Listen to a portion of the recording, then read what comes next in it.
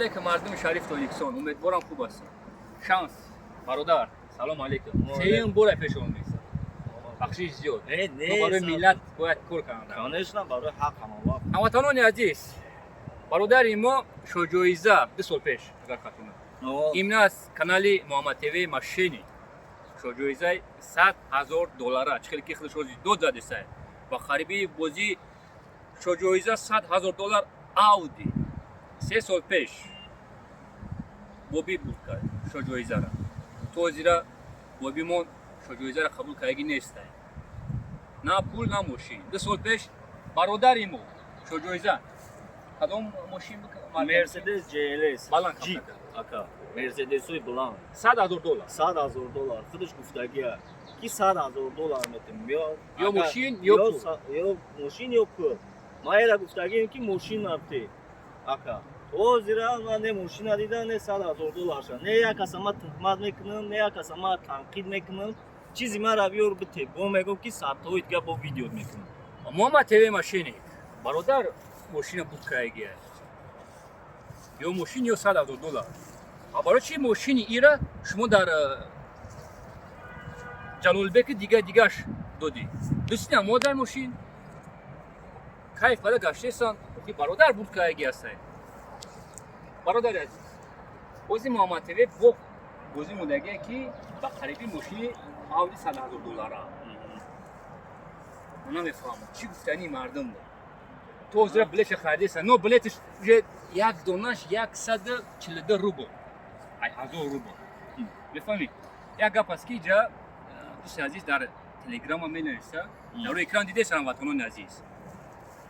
udalید میکنم ادینم گفته که 600 بلیت محمد تیوی بس از این ملت برات سپردم هموطنان عزیز 3 سال پیش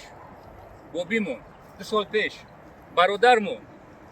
1 سال پیش نهید برادر ایستگی نیستم شجاعیزه را اون ماشینه که میمونن گفته محمد تیوی او را بچه دستوینی میگرفتیم یو بود که اگیان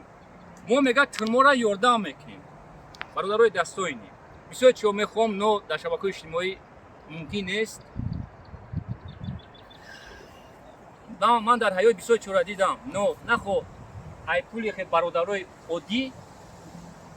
کساتون پر کنیم دیگه خیلی گپ زنیم خطور میفهمیم کسا را دیگه خیلی پر کردن را کار است محمد تیوی نام شما را میگیره که ما 1,200,000 کسا را میشناس پول روی میکنیم دیگه درست نمیاد برادر چی گفتنی محمد تیوی دا محمد تیوی میگه که کسی ایوب دا برومایگه یا روز ما جوشنا میقپه من سر قرم کایگه برادر عزیز او اگر مرد میبود رنگ ما و شما ما دیم میگردیم بچه هستیم که اکشن آماده سیم کمون کسی ما توزه هستیم نو محمد تیوی تگریختی امروز دو درت در اکران دیده سیم بخاطر تیوی شعر نوشته است که اکوش ما گیجو شده حالا که ما حقیقت بروردیم گپ زنیم برادر بود کایگه ای برادرای دستوینی بود که اگه از برادر دهقان است خواهشتان میکنم $100,000 کماشی یکی ماشین دستی بچه کوچه دای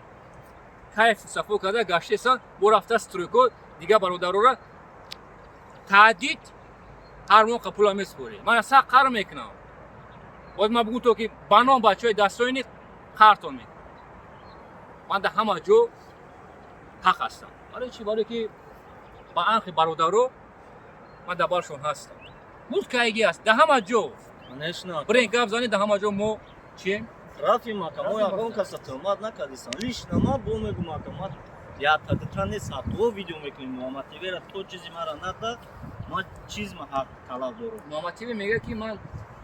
چی شجاعیزه موندگیم او رکلام های من ندار میگه پول میگه دروغ های میگه خیلی بس کرده نداری اگر همو محمد تیوی بس کنم ما میبخشیم ما نه ما بخشی چی نمیبخشیم ما او را بریدگیم بخشنده نیست ما اگه چرا ببخشیم مرا ماشین ما بیارفتم ما او را عذاب کردی بریدم ماشین پل کار کردم پارت فتم و عذاب ما او چیزا بریدگیم نصیب ما گردوندگی بیار بتی تموم ما او را برادر عزیز کم ترکت برادر اوروس خیلی دمون کیسا میگم محمد تیوی برو ما در بین مردم ماشین موندی مردم باور کرد پول گذارونه مرد برید البته شوخی ایده بته نه که جلال بیگ دا نه مرده بته شوخی ابشی زندگی شوا برادر جوانو را چی گفتنی است آخری که خواهشت میکنم من تا گفتنی که نگیرم خیلی ریسک هم خیلی میگه که من مقصد پول ندارم من کلام میکنم من چیز میکنم نگیرم چی در کره یا آدم مثلا جاب کرده در سر چند قیدی پرابلم کرده آدمای نمیشناسن اسمی عیبشتی شناس میشوند چی در کره بله هم خود جزیری خودت بره با هم جزیری دیگه آدمو را خوش نکرد دیگه آدمو را نموشون نگی چی در کره همه بخچه او داره همه بخچه چیز داره بله هموطنان عزیز برادر بور کایگه شو جایزه را خیلی خوش میگه شو جایزه $100,000 برادر نه مادرشون نه اویلاشون نه خودشون любой گپ زده است نمیتون فلان هم خلاصه با او اقرار میکنه اون که تو تو جواب داوری شروع کردی من میکنم کدام زخم نده داوریست من او را خیلی نمیمونم ما گفته سانش که بیور با چیزی بخوبی بیور بته وقتی کور با گندگی ایده با گندگی هم هست با چی شی اونجا آکا دیگه نه برادر هم میگن که نه یکم چیست تو بازی کردگی تیم پلی مردم گرفتگی جون کردگی ایم کاسا دانو میکیه خارتا دانو میکیه همه او را میکشنده برن یا تدفن همه تا بس کنی نمیتونیم بس کنیم بریم فان نکنی خلق در آرزو نمونی هموطنان عزیز یا جان تشکر نصیب باشه این برادر قطعی بد میمونه ما کوشش کرده هستیم که محمد تیوه اما خانه‌ای که خریدگی است با نام خشتواری زنش بفروشه پول مردم بر بگرده خوری فاروق در خانه خدا زن زنگه محمد تیوه را زبطش کرده گفته که من این بازی ما بزرگان دیگه بازی نمیگذارم قسم خوردگی است نوبودین گفت که من بازی بزرگان دیگه مینی بازی میگذارم لعنتی خونش حرامه لعنتی از اسلام خارج است او گفته که ما باید مردم استفاده برم میگفته که ما گابزان خدیگاه میزنم که جای برین مرا محمد تیوه میفته ما دبر ما باید چوی داستوینی است افهمی خیلی همه را میگم اما سفیدی که اینا ویدیو براشن کردی بکو نمیرانی اخرات کردی حالون میکنم روزش میشه را میگم خیلی مستفیده میخوزه اخوراتش میکنم نه ما میتونیم اخرات بده برادر عزیز ما اخورات یکم بعد میبینیم ما اخورات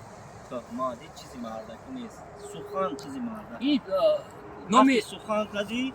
بازی را دادی چی در کره یا دیگه آدمو را یا دیگه چیزا را نموش میگه تو خودت بازی کردگی خودت روی اکرام برو خودت جواب بگو 100 آدم مثلا سیاه کردن این کار خوب زنده نیست باشی برادر عزیز زنده باشی برادر عزیز داخل کم چی گفتنی هستم این محمد تیوی بچه‌ای که در گردش هست بانم بچه‌ای کوچه با فکرم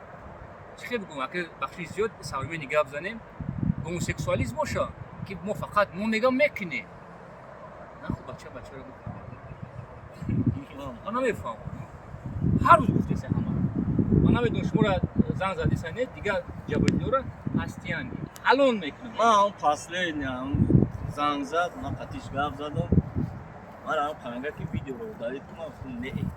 حالا چی میگه ویدیو داری من میگم ویدیو رو دارید تو چیز تا میگیری من گفتم نه او ما چیز من نگیرم ویدیو ما دارید نمیشه تمام او میگم که گفتم آیا اول ویدیو ساعتو ویدیو میکنم همین یا گپ لیشنی یا ویدیو لیشنی میشه اینا بفهم هیچ که قرضور نیست بو میگم من ترا نه تهمت کردم نه ترا گاب کردم نه یکم قسمت چی کردم مرا چیز ما بیور بتی ما او را بریدم من برای پول فردودگی این مردم چیزو شده تی یکم خش تاوری یکم چیزی که هم ترا ببخشه یا ترا پلاژه این بفهم یور چیزی مردا کپته هیچ که ویدیو نکنه بو میگم زنده باش برادر ما دوست تصور باش ایش کوشش میکنیم $100,000 میگیری برای که خونه در دوره نفهم برادر ما همه طرفا کار کردیم اگر ما سیمکا داریم با میگم جلال بیگ یک کم تاکد کسمیت که همین سیمکا در خشو بیایی ما فقط در اونجا هستیم خدا شو اگر یک سیمکا تون کنم برای که کرتا ویزورتون پورا کردیم باید دفسون کنم زنده باشین. تجربه ما با کار